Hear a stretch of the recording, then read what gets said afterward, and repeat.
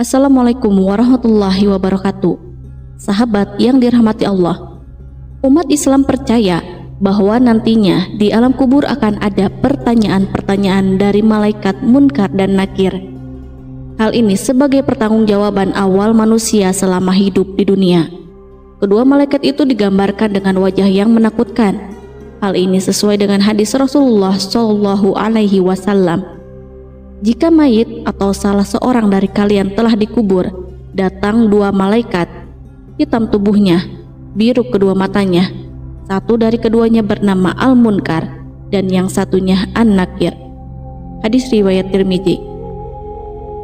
Dari penggambaran itu, kita pasti sudah takut untuk melihat mereka. Namun, ada yang berani membentak mereka. Siapakah manusia berani itu? Ini dia ulasannya. Tonton terus video ini sampai akhir. Namun sebelum lanjut, mohon dukung channel ini supaya semakin berkembang dengan cara subscribe, like, serta berikan komen positifnya. Bismillahirrahmanirrahim. Sayyidina Umar bin Khattab radhiyallahu anhu adalah sahabat yang terkemuka. Beliau memiliki banyak keutamaan, bahkan Rasulullah pun memujinya karena ketegasan yang dimilikinya. Sayyidina Umar, setan pun takut kepada beliau, bahkan tidak berani melalui jalan yang dilalui oleh Umar. Hal ini sesuai dengan hadis Rasulullah. Demi Allah, yang diriku berada di genggamannya, tiada satu setan pun yang menjumpaimu di salah satu jalan, melainkan ia akan mencari jalan lain yang tidak kamu lewati. Hadis riwayat Bukhari dan Muslim. Selain tegas, Umar juga adalah seorang yang memiliki kecerdasan di atas rata-rata di antara sahabat pada umumnya. Beliau juga sering mendapat ilham dari Allah dan mengetahui tentang sesuatu yang gaib. Hal ini sesuai dengan hadis Rasulullah. Dari Abu Hurairah, ia berkata bahwa Rasulullah bersabda, pada umat sebelum kalian, yaitu pada Bani Israel, terdapat sekelompok orang yang mendapat ilham dari Allah, tetapi mereka bukan dari kalangan Nabi. Jika terjadi di tengah umatku, maka orang itu adalah Umar. Hadis riwayat Bukhari dan Muslim. Sebagai seorang khalifah, Umar bin Khattab juga melaksanakan tugasnya dengan penuh tanggung jawab. Semua kebijakannya selalu diperhatikan dampaknya. Beliau berkata, jika seekor keledai mati di Madinah karena tergelincir, maka aku takut kelak Allah akan meminta pertanggungjawaban kepadaku tentang sebab kematiannya. Sayyidina Umar tidak hanya dikenal tegas ketika di dunia, tetapi juga ketika berhadapan dengan malaikat Munkar dan Nakir. Sayyidina Umar tak berubah ketika Rasulullah menjelaskan tentang begitu menakutkannya malaikat Munkar dan Nakir. Sahabat Rasulullah Sayyidina Umar bin Khattab seakan ingin melawan malaikat-malaikat tersebut. Hal ini sesuai dengan riwayat yang ditulis oleh Imam Jalaluddin As-Suyuti dalam kitabnya Al-Hawi lil Fatawi, bahwa suatu ketika Rasulullah berbicara kepada para sahabat perihal Munkar dan Nakir.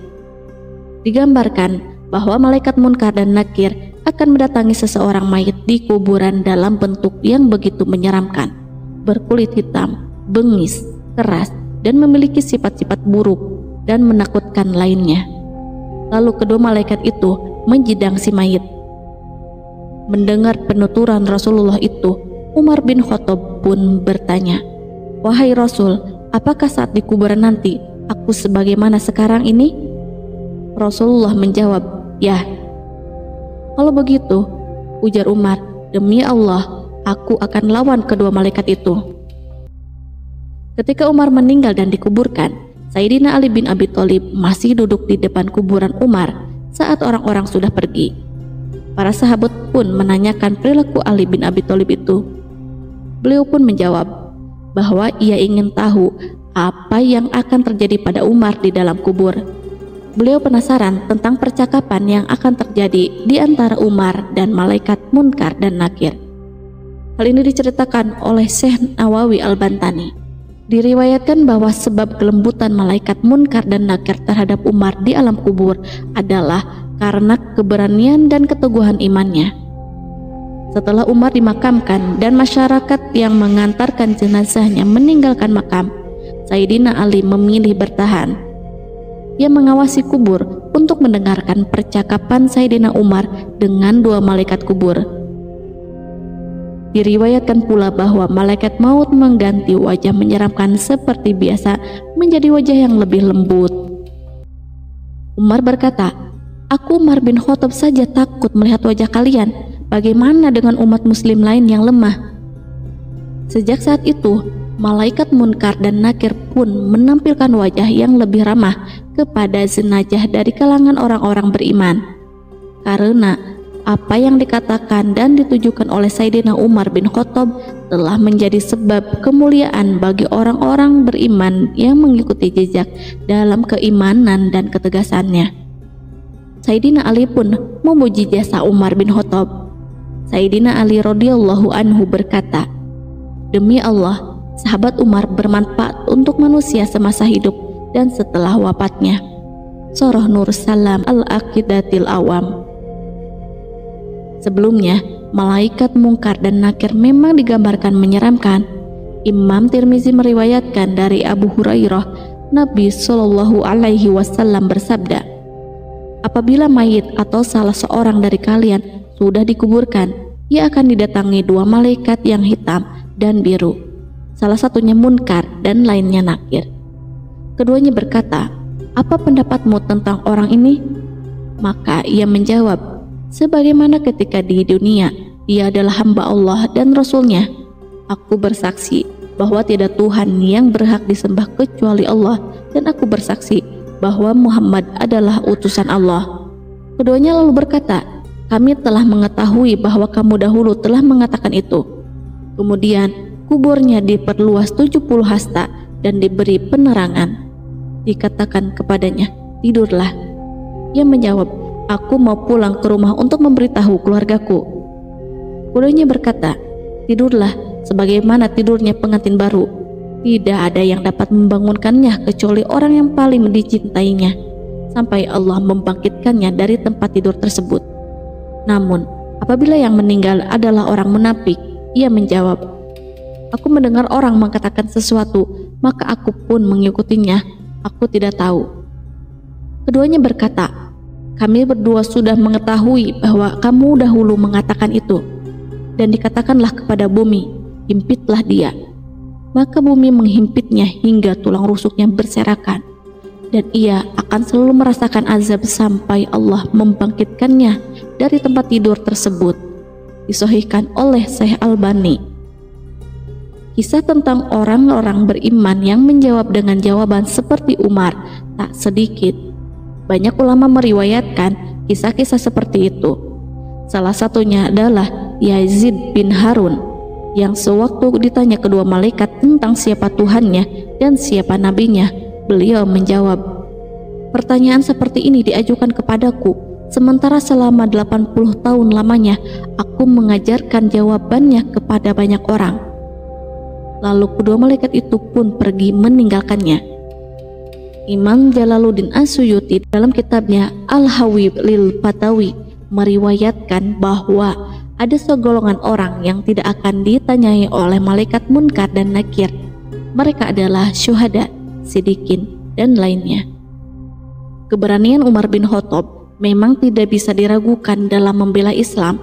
Ia selalu berada di deretan terdepan. Tak ada yang ia takuti kecuali Allah Subhanahu wa Ta'ala. Sebelum bertemu dengan malaikat Munkar dan Nakir, roh seseorang akan diminta untuk mencatat amal perbuatannya. Setelah itu, barulah datang malaikat Munkar dan Nakir yang akan mengajukan pertanyaan. Maka kedua malaikat tersebut, Munkar dan Nakir, lantas menyuruh mayit itu duduk dan memulai pertanyaan dengan keras. Mereka membentaknya dengan bengis. Padahal tanah bagi mayit itu sudah seperti air saja. Kemana dia bergerak, tanah itu pun tembus. Kedua malaikat itu bertanya, "Siapa Tuhanmu? Apa agamamu? Siapa nabimu? Apa kiblatmu?" Barang siapa mendapat pertolongan Allah dan dimantapkan dengan perkataan yang teguh, maka dia bisa balik bertanya, "Siapa yang menugaskan kalian berdua datang kemari? Siapa yang mengutus kalian kepadaku?" Tapi ini hanya bisa dikatakan oleh para ulama pilihan. Maka salah satu dari malaikat itu berkata kepada temannya, "Dia benar, dia dilindungi dari keburukan kita." Kemudian kedua malaikat itu membangun kubur mayit, dijadikan seperti kubah yang besar, dan mereka bukakan untuknya sebuah pintu menuju ke surga di sebelah kanannya. Lalu mereka hamparkan pula untuknya permadani dari surga, ditaburi wangian surga. Kemudian melalui pintu itu berhembuslah angin lembut dari surga, kesegaran dan wewangiannya. Sesudah itu datanglah kepadanya amalnya sendiri dalam rupa manusia yang paling dia sukai. Amal itu menghiburnya, mengajaknya bicara, dan memenuhi cahaya dalam kuburnya.